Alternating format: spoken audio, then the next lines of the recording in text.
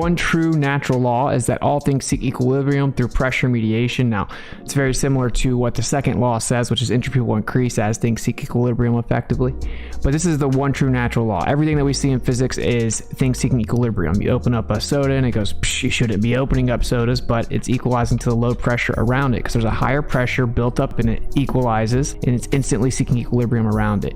If it's really hot outside and I'm running the AC, I open the door, the hot air will rush in. Quote unquote positive and negative charge is just one system has excessive charge, one system has a lack of charge. So one is charging, one is discharging because it's in excess.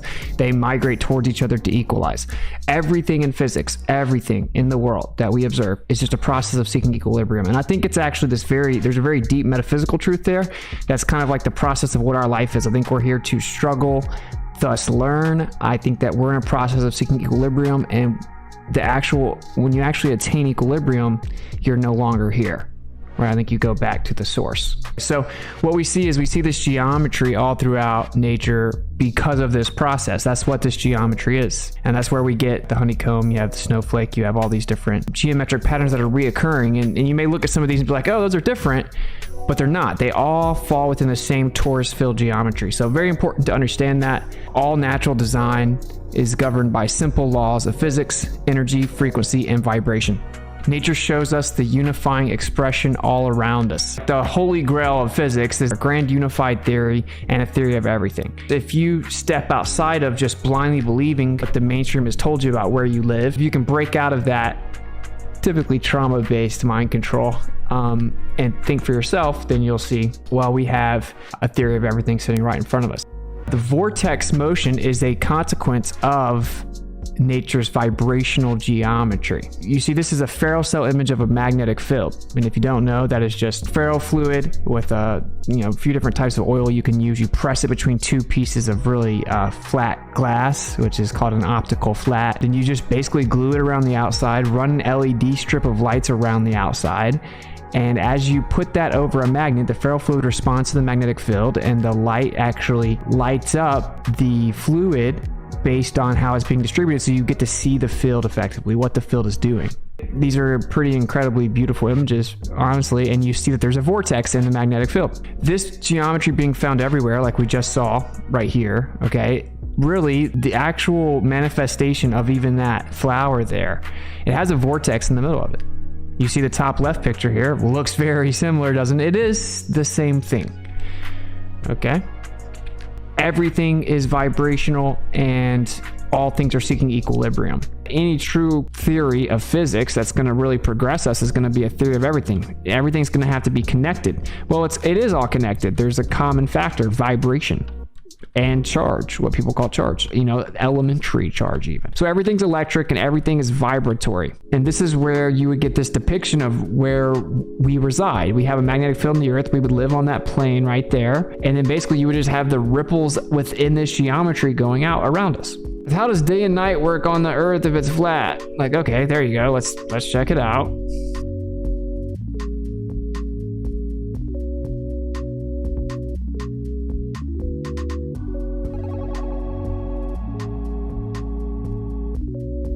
Oh, look at that. It's almost as if we can just perfectly replicate day and night on a plane Earth.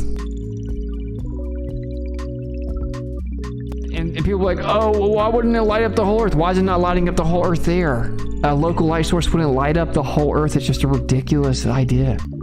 Day and night works perfect on a plane Earth. What about the summer solstice? Oh, look at that. It matches exactly what the demonstration does. It works perfectly. Look at it. Interesting enough, you see the geometry in both scenarios. Fits right within that geometry we talked about earlier. Yeah, because everything is that geometry. That vibrational resonance creates a torus field. Okay, well, what about when we see the sun set and it should set in a different location? Well, we actually can't see forever. We see in a circle around us. We're not Superman. We don't have x-ray vision. We can't just see forever, right? We have a limit to our view, and what that causes is basically like a dome around us, an azimuthal grid, right? We can't see forever. We can replicate this. You can take a light source and you can put it over top of a dome, and you'll see that there's different locations. In fact, you see, if you look closely to the dome, you see there's a light source here. So if this was the actual sun or light source, if you're inside the dome, you're actually going to see this.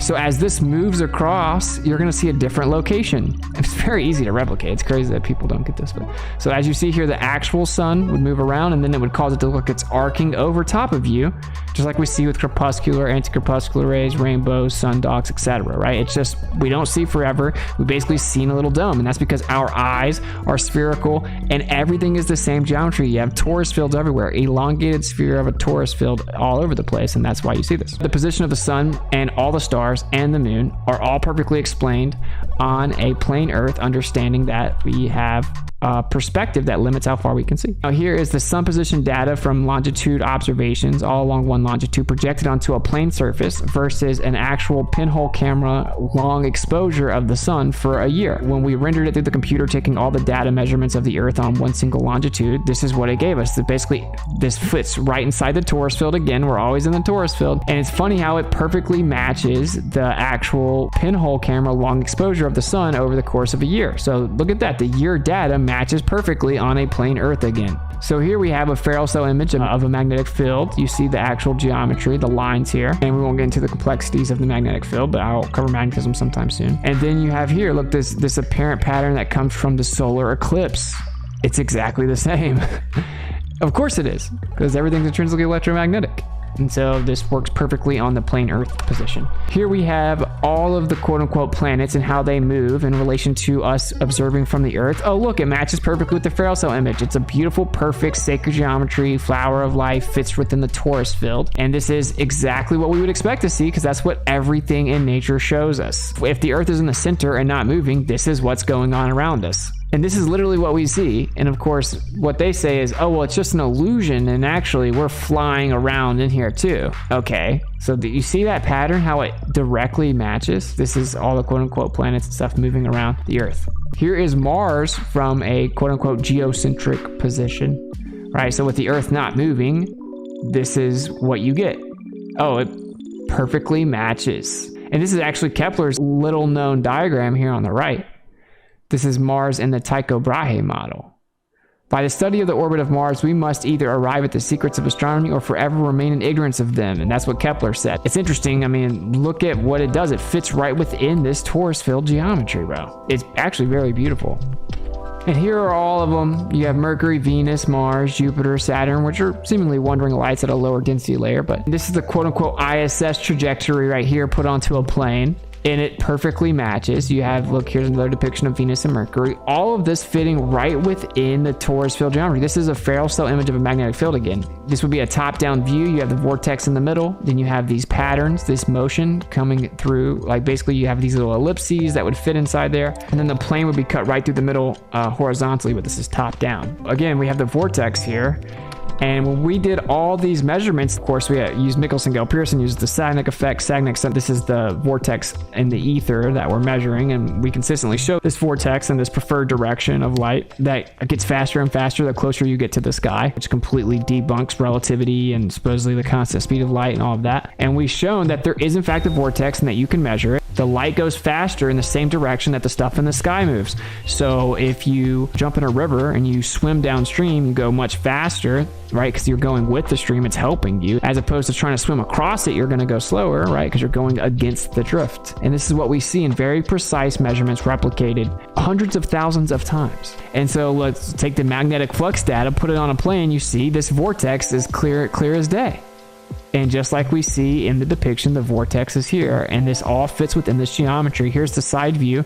This white line would be what's called a block domain wall, or an inertial plane, meaning it's unchanging. It's just a plane through the magnetic field, and all these magnetic fields have it. It's called a block domain wall. Well, you look to the top down with the vortex, all the patterns. So this would be us looking down from above, quote unquote, space. This is where all these planets are moving within this, and it's all centered around the vortex, and this would be the side view of the Earth, and we just observed the top half of it. We took the magnetic flux data, put it on a plane, and look at it. It matches perfectly. it's very obvious to anyone with eyes to see that this geometry is matching all the way across it. All the evidence is showing us exactly what the Earth is. You have to believe everything's an illusion, but we just don't have any evidence, right? You have to just throw common sense out the window, throw pattern recognition out the window, and you have to deny the obvious fact that all of these patterns of what we see in the sky match this magnetic field Ferrel cell image, and so does the magnetic field data of the Earth, all vortexing around the center point, and we would observe the top half. Right, and so the quote-unquote North Pole would be up in the sky.